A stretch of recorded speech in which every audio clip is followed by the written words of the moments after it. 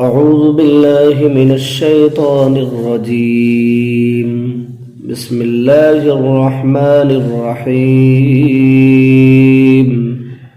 كل من عليها فان ويبقى وجه ربك ذو الجلال والإكرام. فبأي آلاء ربكما تكذبان. يسأله من في السماوات والأرض كل يوم هو في شأن. فبأي آلاء ربكما تكذبان. سنفرغ لكم أيها الثقلان. فبأي آلاء ربكما تكذبان. دوسرا رکوع کل من علیہا فان ویبقى وجہ ربک ذو الجلال والاکرام. علیہا ہا ضمیر کا مرجع ارض کی طرف ہے، زمین کی طرف، جیسا کہ ماقبل میں آ چکا ہے والارض وضعها للانام. اسی ارض کی طرف ہا ضمیر لوٹ رہی ہے. اور پھر ارض ان اسماء میں سے ہے کہ جن کی ضمیر مرجع کی طرف راجع ہو اور مرجع ما قبل میں مذکور نہ ہو. جب بھی ضمیر کا ان اسماء کی طرف راجع ہونا درست ہے، انہی اسماء میں سے ارض بھی ہے کہ ما قبل میں اگر ارض مذکور نہ ہو اور ما بعد میں ضمیر ما قبل کی طرف لوٹے، ارض کی طرف لوٹے اور ارض ما قبل میں مذکور نہ ہو، جب بھی ضمیر کا راجع ہونا درست ہے. سمجھ گئے؟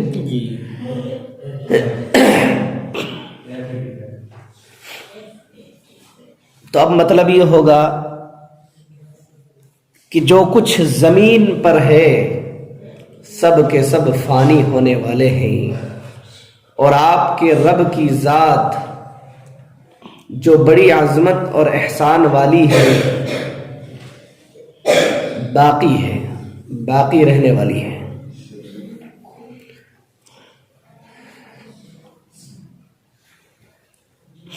زمین پر جو کچھ ہے سب فنا ہونے والا ہے. یہ اس بات کی نفی نہیں ہے کہ آسمان میں جو کچھ ہے وہ فنا ہونے والے نہیں ہیں، اس بات کی نفی نہیں ہے. بلکہ ایک دوسری آیت میں کل شیء ہالک الا وجہہ ہے نا، کل شیء ہالک الا وجہہ، کہ ہر چیز ہلاک ہونے والی ہے، ہر چیز فنا ہونے والی ہے سوائے اللہ کی ذات کے.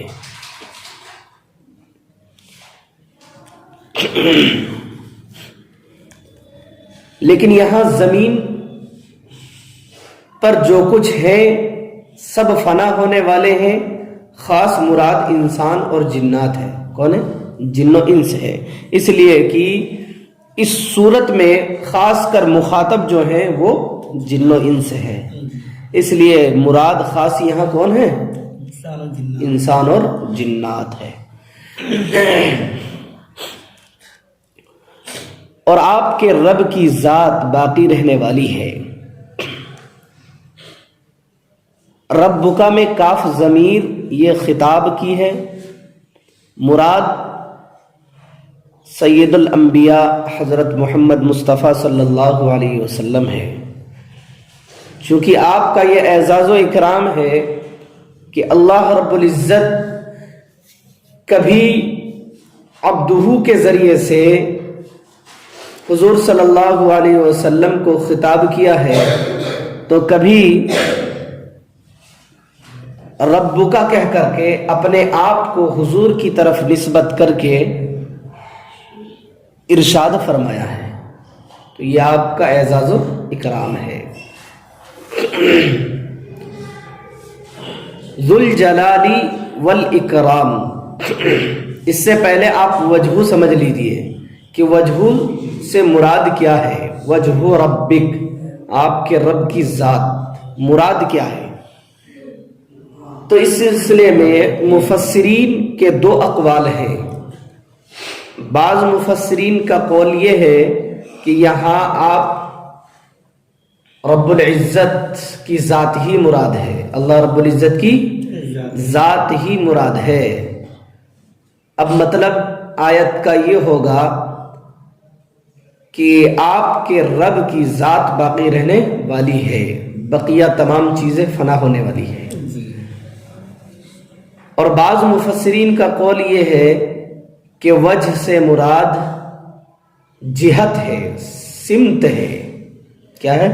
جہت ہے، سمت ہے۔ جی، اب جب جہت اور سمت مراد لی جائے تو اس صورت میں مطلب یہ ہوگا کہ آپ کے رب کی جانب جو کچھ ہے سب باقی ہونے والے ہیں، سب باقی رہنے والے ہیں۔ مراد یہ ہے کہ انسان کے اعمال، فرشتے جو کچھ اللہ کے لیے کرتے ہیں، انسان جو کچھ اللہ کے لیے کرتے ہیں، اسی طرح اللہ اور اللہ کی صفتیں، یہ تمام چیزیں کیا ہے؟ باقی رہنے والی ہیں۔ اگر جہت اور سمت مراد لی جائے، چنانچہ جو جنات اور انسان کے اعمال ہیں اور فرشتے اللہ کے لیے جو خدمت کیا کرتے ہیں، یہ تمام چیزیں اللہ کے ساتھ باقی رہنے والی ہیں۔ آگے ذوالجلال والاکرام۔ اچھا، پھر اس صورت میں یہ آیت بھی دال ہے، ما عندکم ينفد وما عند اللہ باق، کہ جو کچھ تمہارے پاس ہے، ینفد سب کچھ ختم ہونے والا ہے، وما عند اللہ باق اور جو کچھ میرے پاس ہے سب باقی رہنے والا ہے۔ تو اللہ رب العزت کا یہ کہنا کہ جو کچھ میرے پاس ہے سب باقی رہنے والا، مراد یہ بھی ہو سکتی ہے کہ انسان کے جو اعمال ہے، فرشتے جو کچھ اللہ کے لیے کرتے ہیں، وہ سب کے سب باقی رہنے والے ہیں۔ ذوالجلال والاکرام، دو صفتیں آئی ہیں۔ ذوالجلال عظمت والی ذات، عظمت والی ذات، اور الاکرام احسان والی ذات۔ عظمت والی ذات اگر ہو تو احسان والی ذات نہیں ہوتی۔ جیسا کہ دنیا کی مثال آپ لے لیں کہ دنیا کے بادشاہ وہ عظمت والے ہیں، لوگ ان کی تعظیم اور تکریم کیا کرتے ہیں، تو وہ اپنے عیش و عشرت میں مست ہے، لیکن لوگوں کے لیے ان کے اندر احسان کا مادہ بہت کم ہے، بہت کم ہے۔ چنانچہ ہر انسان اپنی عظمت کو دیکھتا ہے، دوسروں کی غربت کو نہیں دیکھتا، لیکن رب کی ذات وہ ذات ہے جو عظمت کے ساتھ ساتھ احسان والی ذات بھی ہے، اکرام والی ذات بھی ہے، یعنی تمام فقراء، غربا، مساکین اور یتیموں کا خیال رکھتا ہے۔ جی، ہر وہ چیز جو زمین پر ہے فنا ہونے والی ہے، اور آپ کے رب کی ذات جو بڑی عظمت اور احسان والی ہے باقی رہنے والا ہے۔ ذوالجلال والاکرام، اللہ کے وہ صفتی نام ہے اور ان صفات میں سے ہے کہ جب اس صفت کا تذکرہ کر کے اللہ سے دعا مانگی جائے تو دعا قابل قبول اور مقبول ہوتی ہے۔ چنانچہ مسند احمد، اسی طرح نسائی شریف کی حدیث ہے، حضرت ربیعہ بن عامر رضی اللہ تعالیٰ عنہ سے مروی ہے، وہ فرماتے ہیں کہ اللہ کے نبی جناب محمد الرسول اللہ صلی اللہ علیہ وسلم نے ارشاد فرمایا، العزو بیا الجلال والاکرام۔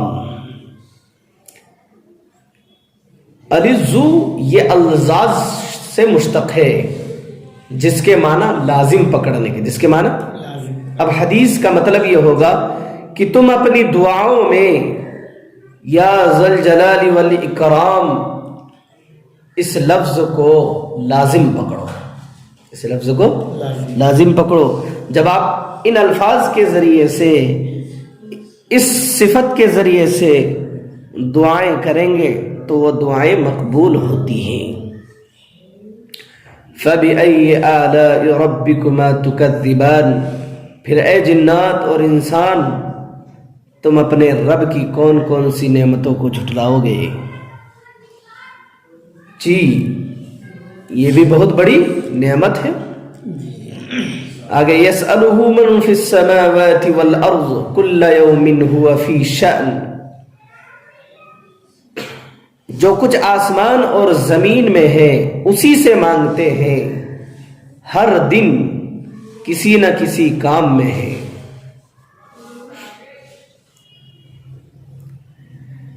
جی آسمان میں جو مخلوقات ہیں یا زمین میں جو مخلوقات ہیں، سب کے سب اللہ ہی سے فریاد کرتی ہیں۔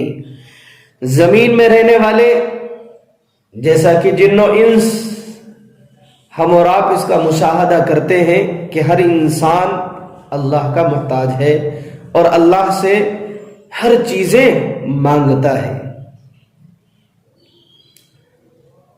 چنانچہ رحمت کا طلبگار ہے، مغفرت کا طلبگار ہے، جنت کا طلبگار ہے، جہنم سے چھٹکارے کا طلبگار ہے، اللہ کی رضا کا طلبگار ہے۔ انسان اپنی زندگی کی ضروریات کا طلبگار ہے، کھانے پینے کا محتاج ہے، ہر چیز اللہ ہی سے مانگتا ہے۔ اب یہ کہ فرشتے کیا مانگتے ہیں؟ فرشتے تو صرف اللہ کی عبادت میں مشغول ہیں؟ نہیں، فرشتے بھی اللہ کا محتاج ہیں، اس لیے کہ فرشتے بھی اللہ کی رحمت و عنایت کے محتاج ہیں اور رحمت و عنایت کے طلبگار ہیں، اللہ کی مغفرت کے وہ بھی محتاج ہیں۔ جائے کہ کھانے پینے کی محتاج نہیں ہے، لیکن ان میں جو طاقت رکھی ہے قیامت تک کے لیے، یا جس کی جتنی عمر ہے اس پوری عمر تک کے لیے وہ طاقت کس نے دی ہے؟ اللہ نے دی ہے۔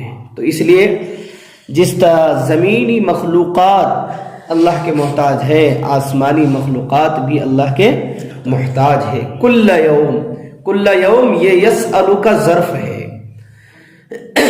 یعنی مانگتے ہیں تو کیسا؟ صرف ایک دن، زندگی میں 2 سال مانگتے نہیں، ہر دن، ہر لمحہ اللہ سے مانگتے ہیں، ہر لمحہ اللہ سے مانگتے ہیں۔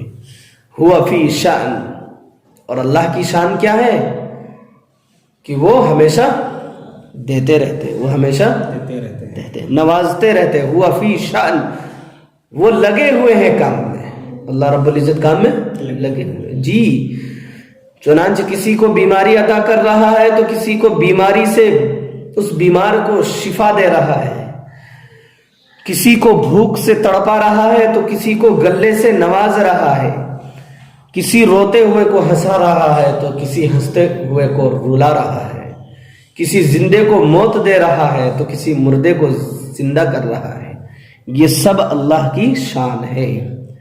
فَبِأَيِّ آلَاءِ رَبِّكُمَا تُكَذِّبَانِ، پھر اے جن و انس تم بتلاؤ اپنے رب کی کون کون سی نعمتوں کو جھٹلاؤ گے۔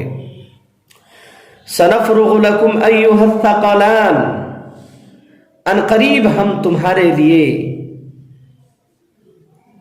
فارغ ہوں گے اے 2 بھاری جماعت۔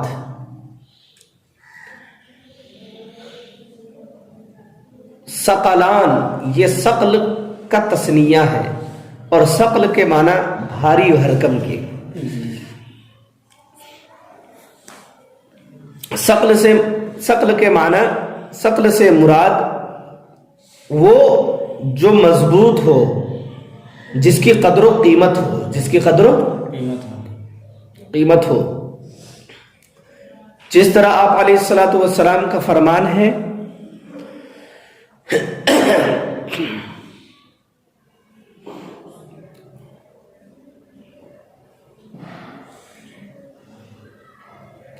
کہ انا تارک فیکم الثقلین، میں تمہارے درمیان تمہارے لیے دو بھاری بھرکم چیز کو چھوڑ رہا ہوں، دو قدر و قیمت کی چیز کو چھوڑ رہا ہوں. مراد اس سے اللہ کا کلام اور اللہ کے نبی کی حدیثیں. چنانچہ فرمایا کلام اللہ و سنتی، اور ایک جگہ فرمایا فطرتی، یعنی اللہ کا کلام اور اللہ کے نبی کی حدیث. میری حدیث مراد اللہ کے نبی کی حدیثیں ہیں، اللہ کے نبی کی سنتیں ہیں. جی تو اسی طرح دو بھاری بھرکم جماعت، دو قدر و قیمت والی جماعت، مراد جن و انس، مراد جن و انس. اور ہم تمہارے لیے، یہ ایک استعارہ ہے، تشبیہ ہے. جیسا کہ جب ایک انسان دوسرے کو کسی کام کے لیے کہتا ہے، مثال کے طور پر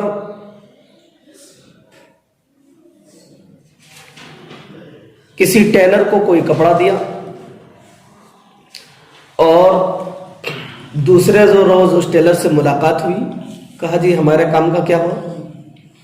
تو وہ ٹیلر یوں کہتا ہے کہ بس اب میں فارغ ہو گیا ہوں، آپ ہی کے لیے فارغ ہو گیا ہوں. کہتے نہیں کہتے؟ جی تو یہ بھی ایک استعارہ ہے. اللہ رب العزت کا فرمان کہ ہم تمہارے لیے فارغ ہو گئے ہیں. کس چیز کے لیے؟ حساب و کتاب کے لیے. کس کے لیے؟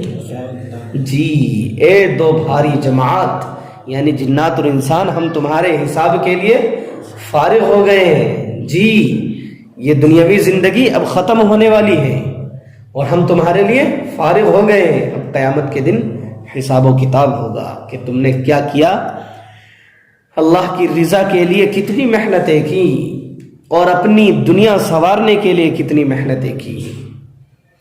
اللہ ہم سب کو بغیر حساب و کتاب کے اعلیٰ علیین میں جگہ نصیب فرمائے.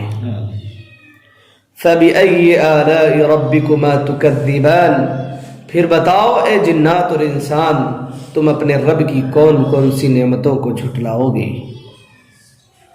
اللہ ہمیں کہنے سننے سے زیادہ عمل کرنے کی